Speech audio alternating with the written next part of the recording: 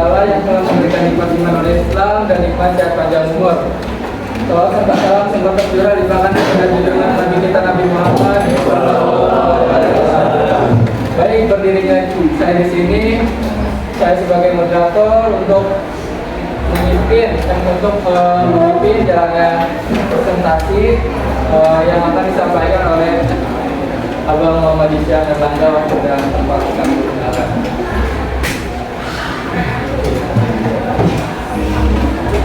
Baik, bismillahirrahmanirrahim. Assalamualaikum warahmatullahi wabarakatuh.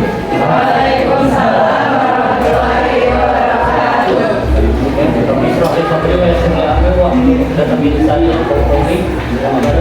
Sebelumnya udah pada sarapan belum nih?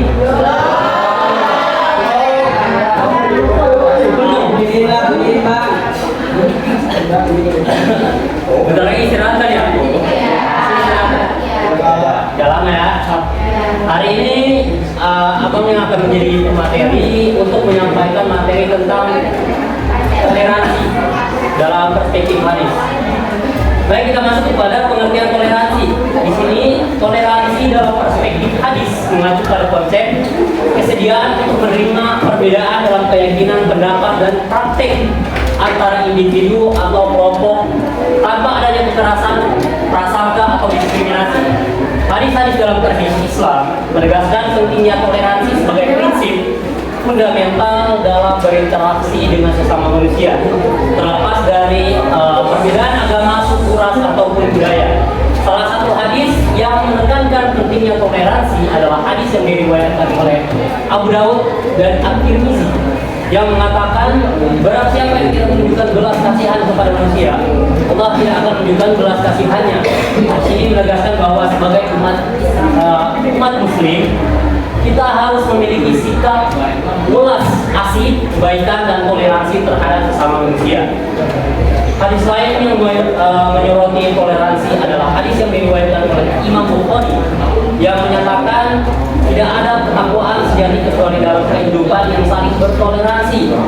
Hadis ini menggarisbawahi bahwa toleransi adalah bagian integral dari ketakwaan atau ketakwaan kepada Allah. Kita tidak bisa mencapai ketakwaan yang sejati jika kita tidak memiliki sikap toleransi terhadap orang lain.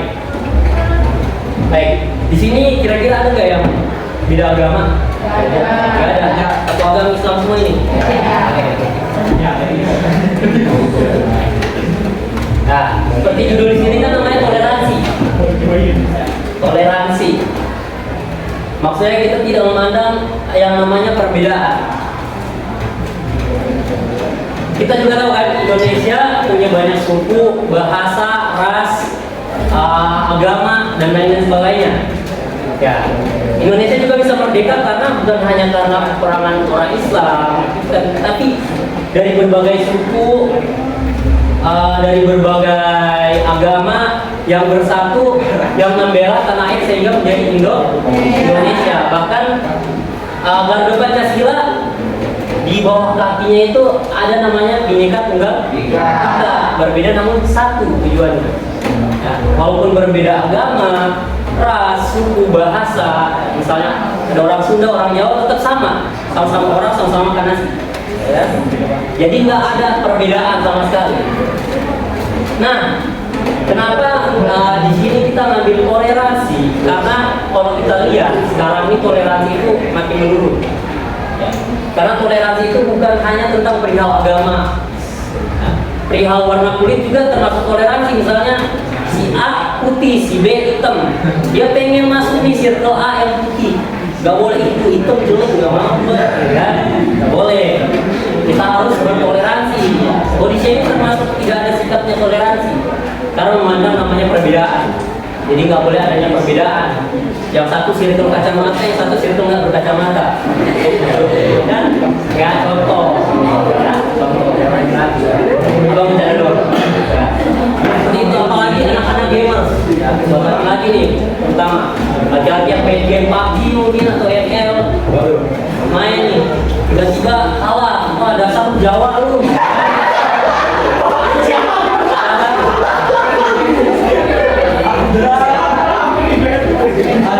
Apalagi orang Sunda langsung keluar bahasa Sunda.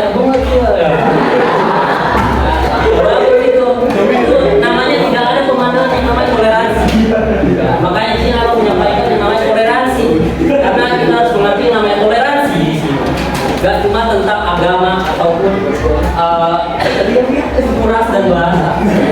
Tapi hal tersebut juga termasuk dari perbedaan warna kulit, tinggi badan, itu termasuk cantik ataupun jelek, itu sama. Ya, kita harus adanya toleransi, tidak memandang perbedaan antara satu sama lain.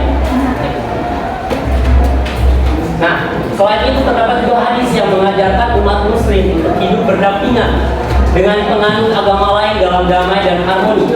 Hadis yang diriwayatkan oleh Imam Ahmad menyatakan barang siapa yang menyakiti seorang dini atau non muslim yang hidup dalam keadaan aman di bawah perlindungan negara, maka aku, Nabi Muhammad, akan menjadi lawannya di hari kiamat.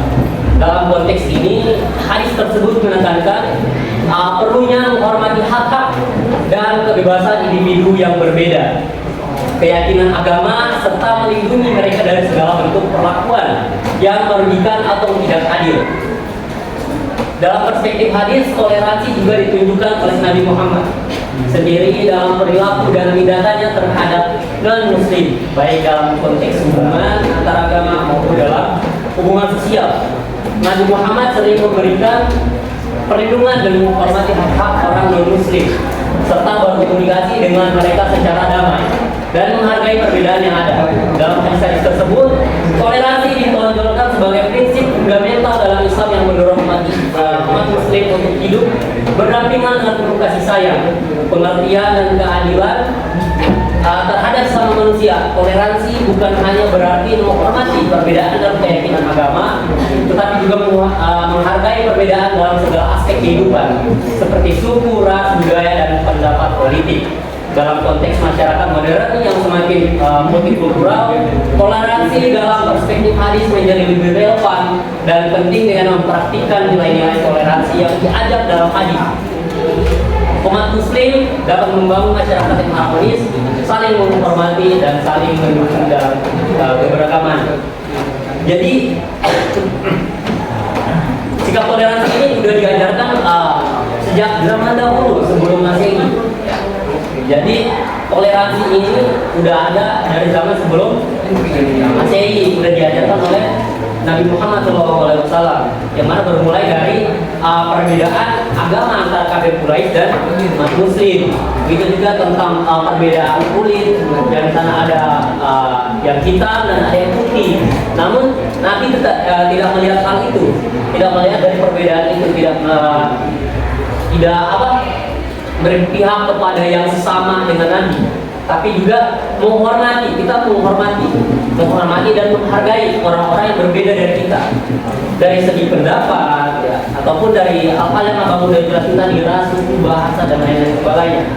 Nah, kalau biasa pasti semua sih main medsos ya, medsos kan, dari tweet, IG, Facebook, WhatsApp, dan lain-lain sebagainya pasti ada jokes-jokes atau bercandaan, ya, atau sindir-sindiran yang memang suka banget bawa-bawa tentang ras, suku, ya, pasti ada kan. Nah, sebenarnya hal itu tidak apa-apa apabila pihak yang lain tidak merasa tersinggung. Misalnya contoh ya lu kacamata, gitu kan, contoh. Tapi katanya nggak tersinggung, cuma ketawa doang, oh bercanda, nggak apa-apa. Jadi tidak apa-apa asalkan pihak yang lain tidak merasa dirugikan atau tersinggung akan perkataan atau perbuatan kita. Nah, jadi di sini toleransi itu penting melihat dari segi situasi. Contoh di sekolah ini kan pasti nggak cuma ada agama Islam doang kan di sini kan, ada agama yang berbeda, ada ateis juga, ada tahu ateis, ya. Abang juga bingung gimana toleransi ke ateis. Nah, jadi kita tidak melihat dari perbedaan tersebut. Jika dia Kristen, maka kita harus menyambut dia sesuai dengan tata dia. Misalnya kan kalau dalam Islam kita mengucap Assalamualaikum untuk salam. Kalau mereka Shalom, ya kita mengucapkan begitu juga, maka mereka akan melakukan hal yang sama kepada kita. Jadi kita menghormati dan menghargai, selagi mereka tidak merugikan dan tidak menyinggung kita. Jadi perbedaan tersebut tidak menjadi batas untuk berinteraksi antara sesama manusia. Karena sini pasti ada circle juga kan. Ada kan circle? Ada circle. Pasti ada circle. Pasti. Nah, gak apa-apa buat circle karena pada dasarnya manusia itu makhluk yang hidup berkelompok, punya kelompok. Dia lebih memilih orang-orang yang bersefrekuensi dengan dia. Jadi dia membentuk kelompok yang memang sefrekuensi, tapi tidak membedakan dengan misalnya circle yang lain. Misalkan circle A, dia suka main game, circle B suka dandan. Ya pasti dandan dulu, gitu kan? Kita nggak boleh. Kita cukup menghargai dan menghormati karena mereka mempunyai tujuan yang berbeda dan juga mempunyai hal yang sama dari kita. Next. Nah, berikut adalah hadis dan penjelasannya.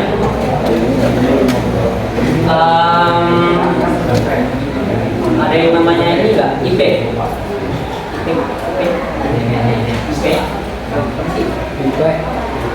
Khalifah, iya Khalifah mana? Khalifah ya? Bisa kalau bacain. Kalau bacain hadisnya aja sama artinya. Dari sini dari depan.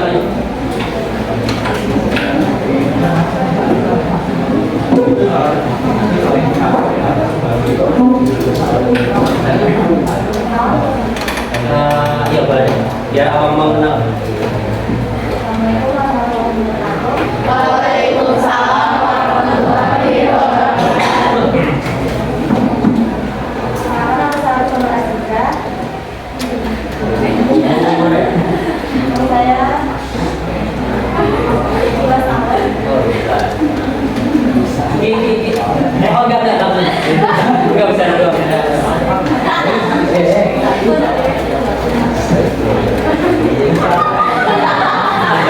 Baca bicara dulu. Bisa nggak kelihatan?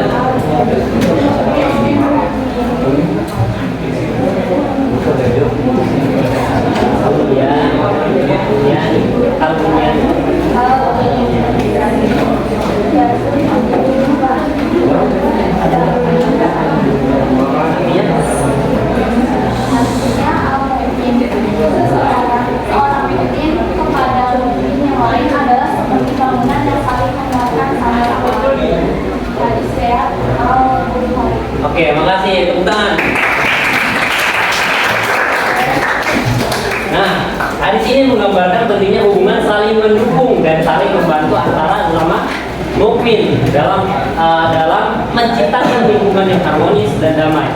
Dalam konteks toleransi, hadis ini mengajarkan agar umat muslim saling menguatkan dan membantu satu sama lain tanpa memandang perbedaan dalam keyakinan, suku, ras atau budaya. Hadis ini menekankan pentingnya menghormati, mencintai dan mendukung sesama muslim dalam mencapai kebaikan dan keberhasilan bersama. Pesan dari hadis ini adalah untuk mendorong sikap toleransi dan saling menghormati di antara umat muslim dengan mengedepankan kebersamaan, kekuatan bersama dan kesatuan dalam menghadapi tantangan dan rintangan dengan saling membantu dan menguatkan. Umat muslim dapat menciptakan lingkungan yang harmonis dan damai serta memberikan contoh positif bagi orang lain dalam mewujudkan toleransi dalam kehidupan sehari-hari. Oke. Konsep toleransi dalam Islam berdasarkan perspektif hadis dan ayat-ayat Al-Quran. Toleransi dalam Islam ditegaskan dalam berbagai ayat Al-Quran dan hadis Nabi Muhammad. Beberapa prinsip dan ajaran yang mendasari konsep toleransi dalam Islam antara lain penghormatan dan martabat manusia. Al-Quran menekankan bahwa setiap individu terlepas dari latar belakang agama, ras atau suku memiliki martabat dan hak-hak yang harus dihormati. Ayat Al-Quran seperti surah Al-Hujurat ayat 13 menggarisbawahi bahwa Allah menciptakan umat manusia dari satu pasangan Adam dan Hawa dan membuat mereka berbagai bangsa dan suku agar saling mengenal dan menghormati. Keadilan dan keseimbangan. Al-Quran menekankan pentingnya keadilan dan keseimbangan dalam berinteraksi dengan sesama manusia. Ayat Al-Quran seperti surah Al-Maidah ayat 8 mengatakan umat muslim untuk berlaku adil dan berpegang teguh pada kebenaran, bahkan jika itu berarti berhadapan dengan orang yang berbeda keyakinan.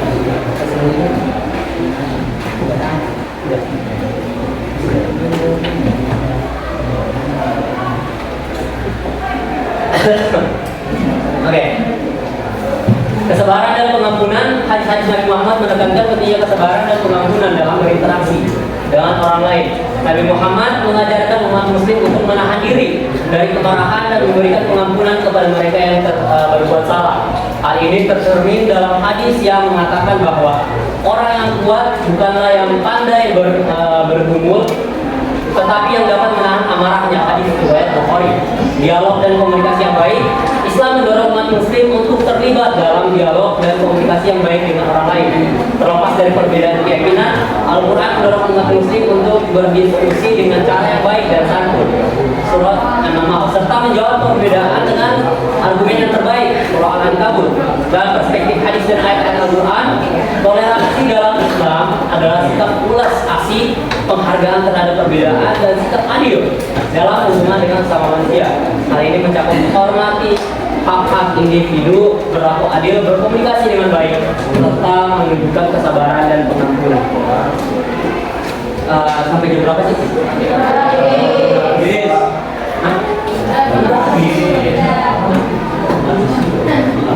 Berarti istirahat ya? Ya.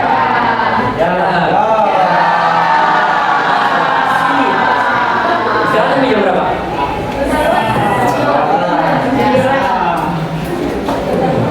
Sebelum lagi ya.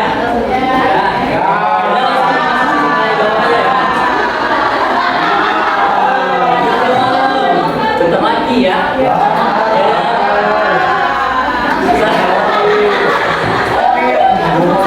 Ada deh, satu lagi ya. Kita masuk ke sesi tanya jawab deh. Ya. Ayo, biar cepat keluar 3 orang aja yang nanya. Sok. Siapa namanya? Saya tidak kata yang itu saja. Jadi kan ada orang yang bisa menjelaskan, ada yang enggak. Bahkan Pak Gubernur sekarang toleransi. Nah, apa yang menyebabkan mereka ini tidak bisa membuat toleransi? Ada lagi? Ike mau nanya? Enggak. Ngapain? Enggak, apa benar dari kelas IPS katanya ada tuh namanya IP katanya. Ya udah.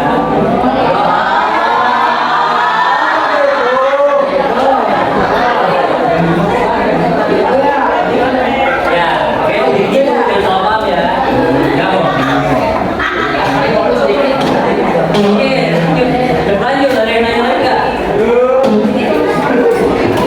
Ayo dong, yang cowok nanya dong. Ayo nanya dong. Bang, ngatain orang yatim sama aja nggak? Nanya dong, apa sih? Ayo dong, abang itu belum makan nih. Ayo. Satu orang yang nanya.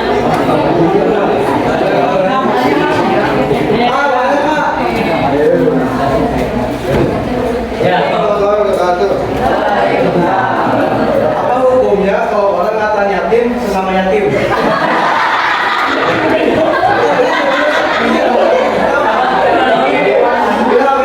Ilham ya, tandain juga. Oke, Ilham. Makasih Ilham. Nah, satu lagi yuk. Satu lagi. Ayo bang.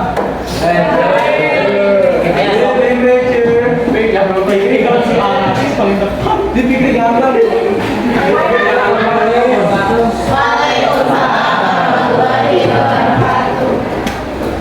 Bagaimana cara melakukan sikap toleransi terhadap orang yang berbeda mazhab atau iman?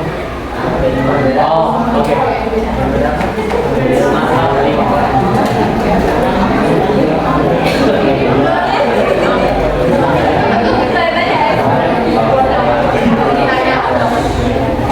Siapa tadi namanya?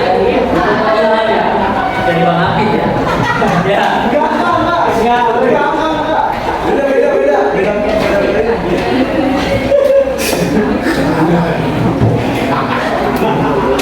Di sini ada yang yatim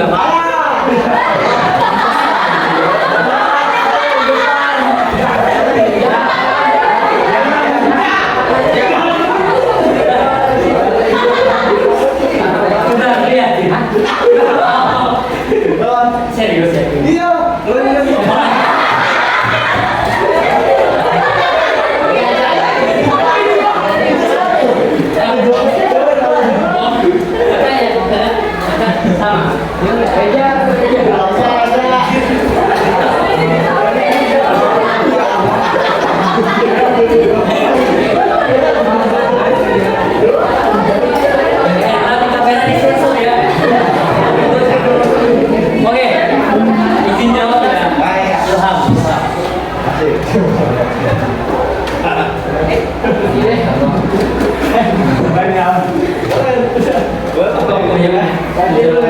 Bersama catching. Oh iya. Coba lu cobain dulu, bukan anak yatim nih.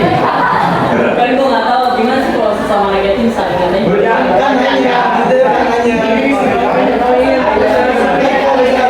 misalkan yang punya kayak nggak punya kan nggak boleh tuh. Kan kalau misalkan sama yang nggak punya gimana gitu nggak boleh atau enggak gitu. Oh ya, tanya dulu gini.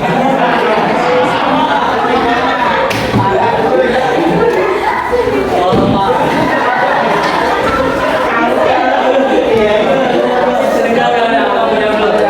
Oke. Kalau bilang tadi ya, kan banyak ya di tweet, misalnya di Instagram, di Facebook, kayak meme yang gelap kan, kayak bercandanya gelap, yang bawa suku, bahasa waktu dan lain sebagainya kan pasti banyak. Kayak abang bilang tadi, asalkan dari pihak yang lain itu tidak merasa dirugikan atau tersinggung, itu nggak apa-apa. Contoh, ya ada satu yatim biar lu juga yatim, nah itu nggak apa-apa. Misalnya yang satunya tidak merasa ini apa merugikan atau tersindir, ya, nggak apa-apa. Jadi seperti itu. Tapi alangkah baiknya, ya kan sama yang ini, jadi tim gitu kan.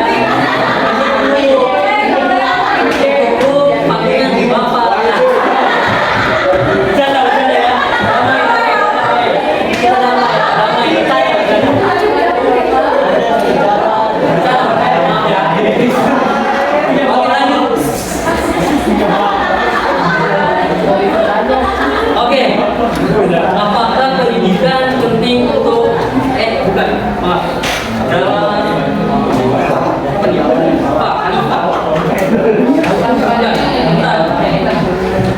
apa yang menyebabkan orang tidak toleransi? Oke. Banyak aspek yang bikin orang tidak toleransi. Pertama, perasaanku, tinggi diri atau sombong. Misalnya misalnya tetenya cantik ya, manis, lucu, misalnya tadi kira abang gombal lagi, nggak modus, contoh misalnya, ya kan, terus ada temannya satu lagi gendut ataupun ya seperti itulah ya. Terus karena tetenya merasa tete cantik, terus merasa lebih tinggi daripada orang yang tadi, maka muncullah tadi rasa tidak ada toleransinya. Makanya jadinya rasa tinggi hati itu menyebabkan hilangnya toleransi. Jadinya adanya diskriminasi yang muncul. Gara-gara dia gendut, kata-katain jadinya lebih cantik daripada lu ini. Nah, itu yang menyebabkan. Terus emosional yang berlebihan, amarah. Ya. Kalau dalam Islam kan itu mengajarkan kesabaran, perdamaian. Kadang banyak orang yang nggak boleh kesenggol dikit langsung marah-marah. Apalagi kan banyak kan dulu pernah ada perang di tempat abang kan asli mana? Di tempat abang itu ada perang antara Kristen Islam. Perang nyampe 3 tahun itu karena ada cuman karena bercanda terus kata-kata tapi bawa agama akhirnya tersinggung gitu. Ya, menyebabkan tersinggung. Tentu saya Tuhan kok bisa gitu. Nah, terus akhirnya tersinggung, akhirnya jadilah perpecahan. Itu emosional yang berlebihan menyebabkan hilangnya toleransi. Seperti itu. Terjawab. Berikutnya bagaimana apa ini? Cara toleransi kepada yang berbeda mazhab. Berbeda mazhab ya? Oke, di dalam Islam itu diajarkan. Karena di Indonesia itu mayoritasnya memakai mazhab Syafi'i, maka orang-orang yang bermazhab lain yang minoritasnya itu harus mengikuti yang mayoritas. Contoh di Mekah itu dia pakai mazhab Maliki. Di sana pakai mazhab Maliki. Ketika orang Arab ke sini ke Indonesia, maka mereka harus mengikuti mazhab Syafi'i. Walaupun itu berbeda, tapi mereka menghormati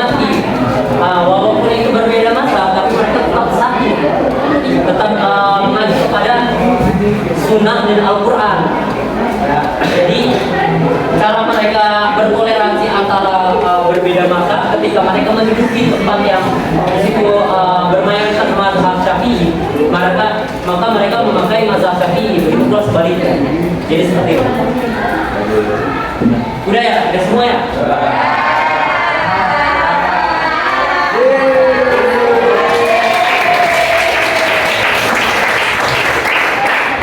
Ya, selamat. Selamat ya. Ya udah, silakan moderator. Oke, ya sama para penjelasan dari Indonesia.